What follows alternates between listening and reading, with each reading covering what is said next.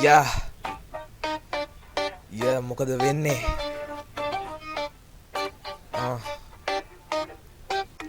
ගොඩක් කියුම් ගන්නේ පෝසතාගේ පැත්ත හැමදාම දාන්නේ දුපතාට ගැට්ට තම හදාගන්න බැරි ඕක තමයි ඇත්ත අද නැහිලා හෙට ගෙවනා ජීවිත වද විඳලා හෙට මැරෙනා ජීවිත සැප හොයලා දුක් විඳිනා ජීවිත මේ ඔක්කොම ජීවත් වෙන්න සමාජයක අපිත් මිනිස් ජීවිත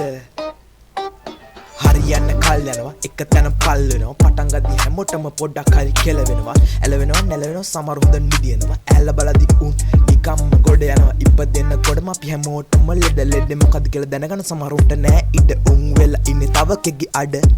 ඒ මදිවට උන්ට තව ගහනව මඩ මට තියෙනව ලෙඩක් හොඳ වෙන්න ටික උඩු දුවනව කවද ඉවර වෙන්නේ නැති ලෙඩ හැදිලා සමහරුන්ට දාලා හදි ඉවර වෙන්නේ නම් නැති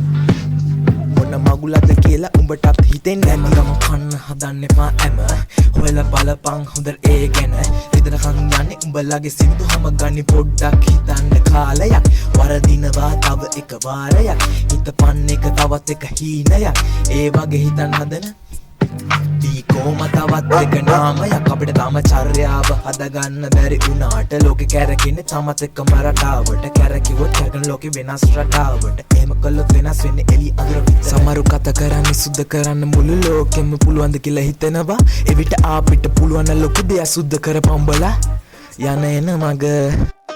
ඇත්ත කියන්න දැන් කාලේ ඇවිල්ලා වෙන්න ඕන දේ කරන්න වාරේ ඇවිල්ලා ඇඳගත්ත බොරු හැම දැන් නම් ගලවලා ලෙඩක් හදාගනින් උඹ රැපට මැදි වෙලා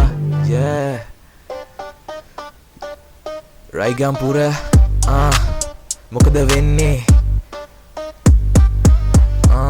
බලාගෙන ඉඳපන්